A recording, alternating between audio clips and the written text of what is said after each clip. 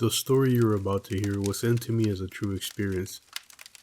This particular case happened in Guadalajara, Mexico, in the old General Hospital that has been in service since the late 1700s.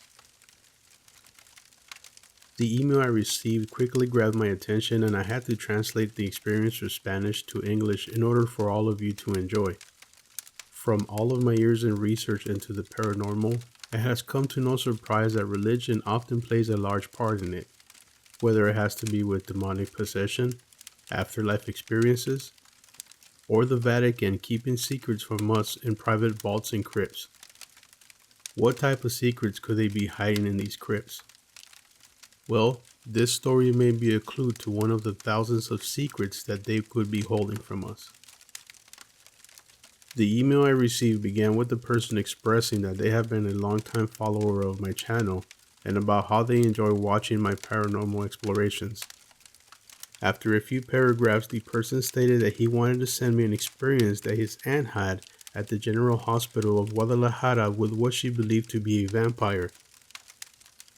This obviously grabbed my attention, and I immediately asked for a follow-up. A few weeks later, I received an email with his aunt's experience, and this is what they wrote. The writer, which would like to remain anonymous, mentioned that one day, while traveling by bus with his aunt, he began to read a book he'd recently purchased about a local haunting of the old cemetery of Belen. While reading his book, his aunt became curious and asked what he was reading about. He told his aunt about a couple of experiences he had read, but when he told her about a particular story of a vampire that haunts that cemetery, he noticed that she was giving him a blank and very nervous stare. He asked if everything was okay, and she stated that there was something that had happened to her and a few of her colleagues a few years back while training to be a nurse at the General Hospital, while the hospital was being repaired to its current status. While working in the hospital, on a November night of 1984 during one of her night shifts, a doctor asked her to go grab some supplies that were being kept in the basement area of the hospital. She agreed, but because she wasn't sure where to go and because part of the lighting had been shut off due to remodeling, she asked one of the co-workers to go with her and retrieve the supplies she had been tasked of grabbing. While they were walking through the basement corridor, one of the construction workers' machine broke through a very large column that had been used as part of the foundation of the original hospital. This obviously caused a lot of dust and debris to go through the air for several minutes, and once the dust settled some, her co-worker let out a terrifying scream. Several engineers ran down to the rubble thinking that someone had been injured, but what everybody saw next was a surprise to everybody involved. Lying between the rubble was the body of a woman who his aunts described as being extremely beautiful. The body was wearing a long blue dress that appeared to be made out of silk. The woman's facial characteristics resembled that of a young woman in her teens, and the body was so well preserved that it would almost look as if she was still alive and had just laid down for a nap. Upon hearing about the commotion that quickly spread through the hospital, several of the doctors who were working that night quickly rushed downstairs to provide assistance, thinking that the body could have been a patient who had been in the wrong place. Once the doctors arrived, the rubble was removed from the body only to reveal a horrific scene that had left everybody questioning what they were looking at. The young woman had a large crucifix protruding through her chest. The crucifix did not appear to have been placed on her by accident, and after an initial inspection of the corpse, it was determined that it had been placed there on purpose. As if this experience wasn't enough to scare those who witnessed it, when one of the doctors opened the woman's eye to examine them, they had no post-mortem clouding, but instead they were all natural looking and blue.